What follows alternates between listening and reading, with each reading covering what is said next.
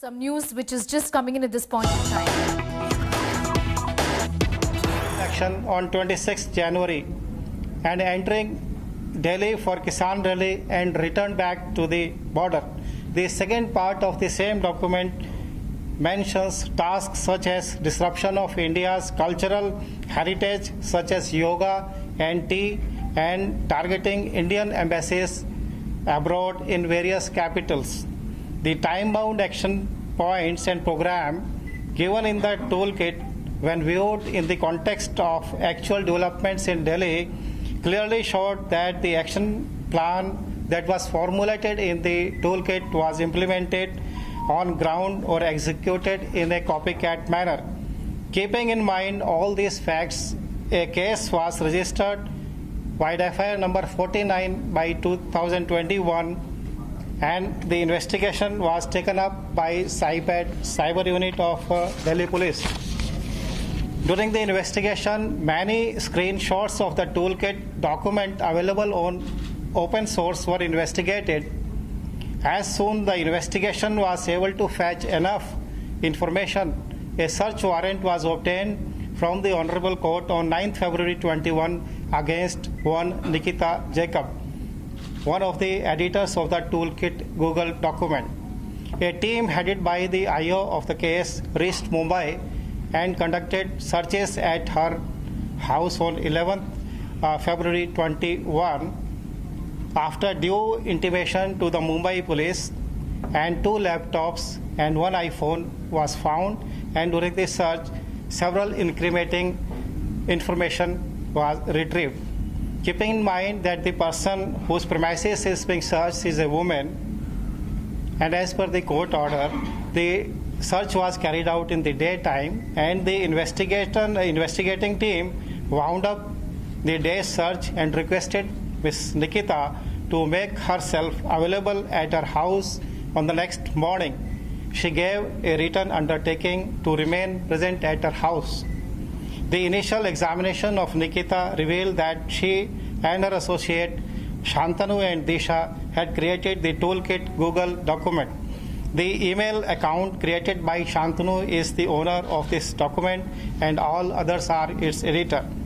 A woman named Puneet, who is based in Canada, connected these people to the Pro Khalistani Poetic Justice Foundation and through them created the toolkit Google document titled Global Farmer Strike and Global Day of Action 26th January.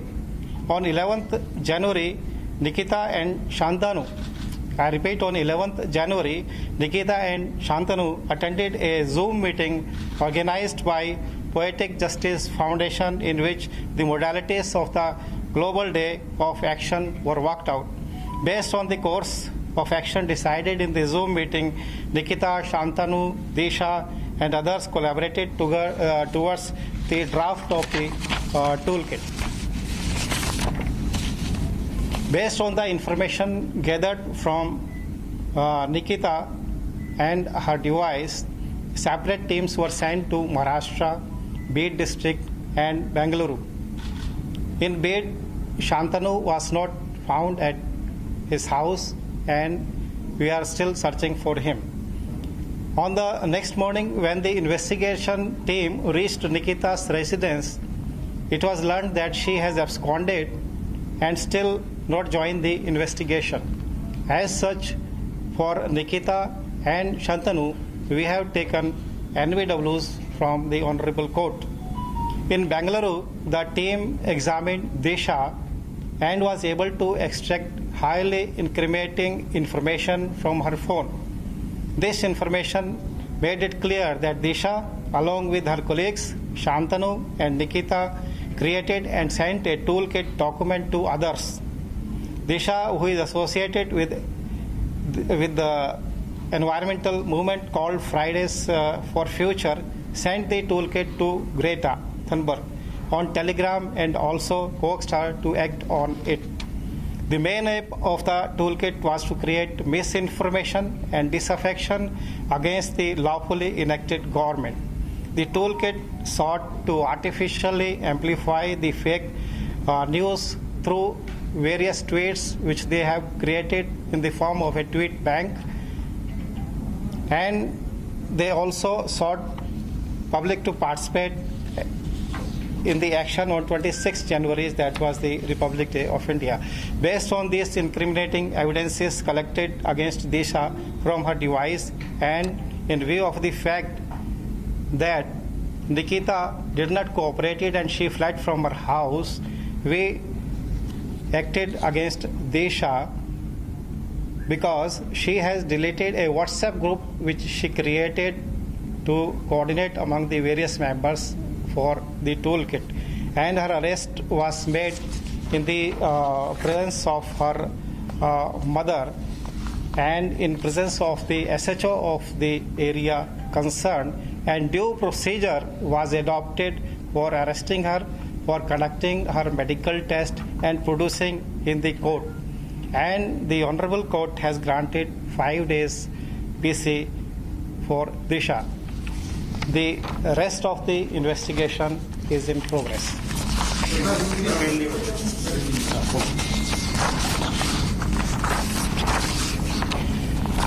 जैसा आपको विदित है, 27 नवंबर 2020 से किसान आंदोलन दिल्ली के borders पर चल रहा है। वह उस आंदोलन के दौरान कई प्रकार की गतिविधियां हुई। 4 फरवरी 2021 को सोशल मीडिया मॉनिटरिंग के दौरान एक गूगल डॉक्यूमेंट टूलकिट के बारे में पता लगा जो ट्विटर पर शेयर किया गया था। इस टूलकिट के एक भाग में प्रायर एक्शन के नाम से कुछ एक्शन पॉइंट्स लिखे थे, जैसे 26 जनवरी और उससे पहले हैशटैग के द्वारा डिजिटल स्ट्राइक करना, 23 जनवरी से ट्वीट स्टॉर्म शुरू करना, 26 जनवरी को फिजिकल एक्शन। इसी डॉक्यूमेंट के दूसरे भाग में भारत के सांस्कृतिक धरोहर जैसे योग और चाय को हानि पहुंचाना और भारतीय दूतावास को टारगेट करने जैसे कार्य उल्लिखित है। इस टूल किट में दिए गए समयबद्ध एक्शन पॉइंट और कार्यक्रम को जब दिल्ली में घटित वास्तविक घटनाक्रम के परिप्रेक्ष्य में देखा गया तो बात प्रत्यक्ष रूप से दिखी कि दिए गए एक्शन प्लान को हुबहू निष्पादित किया गया और अमल में लाया गया। इन सभी तथ्य को मद्देनजर रखते हुए दिल्ली पुलिस ने FIR नंबर 49/21 दर्ज की और साइपैड द्वारा इसका इन्वेस्टिगेशन किया जा रहा है। जांच के दौरान इस टूल किट के ऑनलाइन मौजूद स्क्रीनशॉट्स की पड़ताल की गई और जांच में पर्याप्त जानकारी मिलते ही इस टूल किट गूगल डॉक्यूमेंट की एडिटर निकिता जैकब के विरुद्ध कोर्ट से सर्च वारंट जारी कराकर केस के आईओ समेत एक टीम को मुंबई भेजा गया और तलाशी के दौरान उनसे 2 लैपटॉप और एक आईफोन मिले। जांच में यह भी बात निकल के आई कि खालिस्तानी समर्थित संगठन पोएटिक जस्टिस फॉर फाउंडेशन के एमओ धालीवाल ने अपने कनाडा में रह रही सहयोगी पुनीत के जरिए निकिता जैकब से संपर्क किया और मकसद था कि रिपब्लिक डे के दिन ग्लोबल डे ऑफ एक्शन करना और उससे पहले और बाद में ट्वीट स्टॉर्म और डिजिटल स्ट्राइक करना। 11 जनवरी 2021 को ask why India campaigners poetic justice foundation ने एक जूम मीटिंग का आयोजन किया जिसको निकिता, शांतनु, एमओ धालीवाल व अन्य व्यक्तियों ने अटेंड किया। इस मीटिंग के दौरान निर्णय लिया गया कि इस कैंपेन को विश्व स्तर पर फैलाया जाए और धालीवाल का मकसद इस मुद्दे को बड़ा बनाना और किसानों के बीच असंतोष व गलत जानकारी फैलाना था। यहाँ तक कि एक किसान की मौत को भी गोली से हुई मौत बताया गया। सर्च में यह भी बातें सामने आई कि निकिता और उसके साथी शांतनु और दिशा ने टूल किट गूगल डॉक्यूमेंट बनाया था। शांतनु का बनाया गया ईमेल अकाउंट इसका ओनर है और यह भी बात निकल के आई कि एक व्हाट्सएप ग्रुप से जुड़े थे ये सभी, जो कि 6 दिसंबर को क्रिएट किया गया था। बेंगलुरु टीम में दिशा को इंटरोगेट किया गया और उसके फ़ोन से महत्वपूर्ण जानकारी निकालने में सफलता मिली। इस जानकारी से स्पष्ट हुआ कि दिशा ने अपने साथियों शांतनु और निकिता जैकब के साथ मिलकर टूल किट गूगल डॉक्यूमेंट को बनाया और लोगों में प्रेषित किया। दिशा की जो फ्राइडे फॉर फ्यूचर नामक पर्यावरण आंदोलन से जुड़ी हैं, उसने ही ग्रेटा थनबर्ग को टेलीग्राम पर यह टूल किट भेजी है। शुरुआती जांच में यह भी बात पता चल रही है कि फ़ोन का काफ़ी डेटा डिलीट किया जा चुका है और दिशा के टेलीग्राम चैट से यह भी बात पता चलती है कि 3 फरवरी को ओनर्स राइट लेकर टूल किट डॉक्यूमेंट से जुड़े अकाउंट और लिंक हटा दिए गए हैं। इन तथ्यों के आधार पर दिशा को 13 फरवरी को बेंगलुरु से उनकी माता और लोकल थाने के एसएचओ की मौजूदगी में गिरफ्तार किया गया। घर वालों और उनके वकील अभिषेक शेखरी को यह बताया गया कि अभियुक्त को दिल्ली ले जाया जा रहा है। वह दिल्ली लाकर प्रोसीजर के मुताबिक उनका मेडिकल कराया गया और कोर्ट में पेश किया गया। कोर्ट में अभियुक्त पक्ष को रखने के लिए वकील मौजूद थे और यह बात कोर्ट के ऑर्डर में भी अंकित है। निकिता जैकब और संतानों के लिए क्योंकि वे नहीं मिल पा रहे हैं और NPW जो है वो इशू कराए गए हैं और बाकी इन्वेस्टिगेशन अभी प्रोग्रेस में है। सर ये आपस में कैसे एक दूसरे को जानते हैं? सर शांतनु का प्रोफाइल बता दीजिए। सर एक सवाल ये है सर कि ऐसी क्या लाइनें थी जो सेडेशन के चार्जेस लगे, क्या वर्ड थे जो कि इसमें देशद्रोह का मामला दर्ज? शांतनु बेसिकली ग्रेजुएट इंजीनियर हैं और बीड में रहने वाले हैं। ये पुणे में भी इनका एक रिहायशी स्थल है। ये एक NGO XR चैप्टर से जुड़े हुए हैं जिसमें निकिता भी जुड़ी हुई है। XR। What is the criminality in a toolkit like this? What is the criminality? Toolkit is already studied with the document released by the Poetic Justice Foundation, and it is Khalistani NGO based. They are not inciting violence now. Pardon? They are not inciting any violence in the toolkit. What is the criminality? The organization which is already behind this toolkit is a banned organization. Sir इस investigation का एक बड़ा part Canada में है, विदेशों में। उसके लिए दिल्ली पुलिस अब क्या कोशिशें करेंगी उससे पूछताछ के लिए, नोटिस जारी करने के लिए, क्योंकि आप धालीवाल का नाम दे रहे हैं। जो प्रोसीजर के मुताबिक हमें पावर्स अवेलेबल है उनका इस्तेमाल किया जाएगा इनको इस केस में तफ्तीश ज्वाइन कराने के लिए। सर दिशा, ये निकिता और शांतनु, ये तीनों आपस में कैसे एक दूसरे को जानते थे? ग्रेटा थनबर्ग को ही क्यों चुना था कि अचानक वो मछली आबादी को ट्वीट कर देती है? इसके पीछे की कॉन्स्पिरेसी क्या थी? मकसद ये था कि टूल किट को इतना प्रोपेगेट किया जाए वर्ल्ड वाइड कि जो हमारी एम्बेसीज बाहर इंडिया से एम्बेसीज जो बाहर है उनके खिलाफ भी प्रदर्शन हो और जो इंडिया का जो इमेज है उसको टार्निश किया जाए। और इसलिए जो भी बड़े जैसे इनकी फॉलोइंग ज़्यादा है उनको इसमें रोप इन किया गया।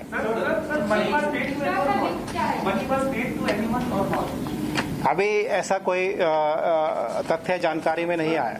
Sir, there is a person called Peter Frederick. His name has cropped up for his alleged links with Khalistani extremists.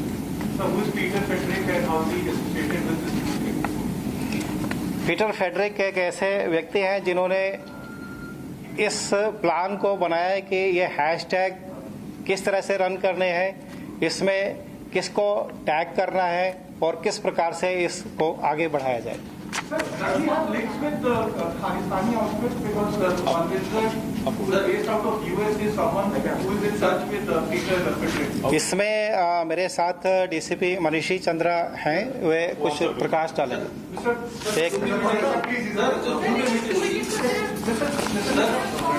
Sir, what is Peter Frederick's role in this entire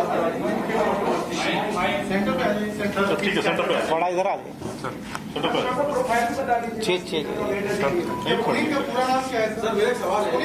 Puneet का पूरा नाम बता। एक सवाल मेरा है, जो जूम पर मीटिंग हुई उस मीटिंग में क्या ग्रेटा भी शामिल थी? अभी कितने लोग उसमें शामिल थे? See, we can answer one by one. Your query was about? First one, Peter Frederick. Right. Who is Peter Frederick? How is he associated with this toolkit? And does he have links with radical elements based out of US who propagate Khalistan? See, if you see the toolkit document, it's a very carefully crafted document, right? So, what hashtag is to be made to trend on a particular day, what action is to be taken, who is to be tagged, and who is to be followed. So if you focus on the section as to who is to be followed, you will find certain names of established media houses, reputed fact checkers, some non-governmental organizations, and then amongst those you will find one very, very incongruous looking name, and that very incongruous looking name is Peter Friedrich. And to your query as to who is Peter Friedrich, all that is shareable as of now is that Peter Friedrich has been on the radars of Indian security establishment since late 2006, I'll say, when he was noticed being in the company of one Bhajan Singh Bhinder, Iqbal Chaudhary. You must have known this name, most of you must have known this name, at least those who are following the K2 desk of ISI. So he has been a very leading proponent of the K2 desk, Mr. Bhajan Singh Bhinder alias Iqbal Chaudhary. Peter Friedrich got associated with him, there are ample proofs to this. Bhajan Singh Bhinder was a POI for the US DEA also for quite some time. And as of now, he is running what we call as info operations or PSYOPs. As to why the name of Peter Friedrich finds a place of relevance amongst those who are to be followed as resource persons is an answer which accused Disha or her colleagues will tell us. Whether it came from Mr. Mohd Dhaliwal or do they have a direct connection with Peter Friedrich or B.S. Bhinder. That is a part of investigation.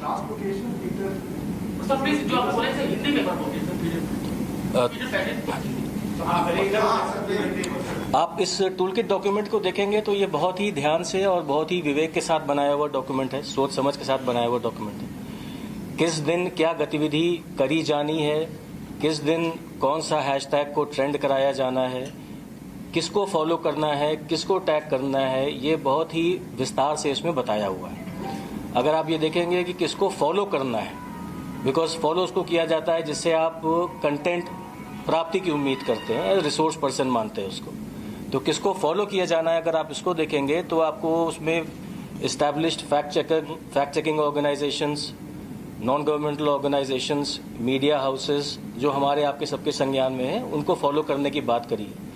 उन्हीं के बीच में एक अटपटा सा नाम दिखेगा आपको, that is Peter Frederick.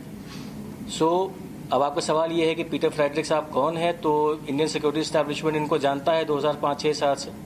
इनका नाम उभरा था, एक भजन सिंह भिंडर साहब हैं, बीएस भिंडर एलियस इकबाल चौधरी जो आईएसआई की K2 डेस्क के बहुत पुराने प्रोपोनेंट रहे हैं, उनके साथी होने की वजह से इनका नाम 2006-7 से इंडियन सिक्योरिटी एजेंसीज के रडार पे रहा है।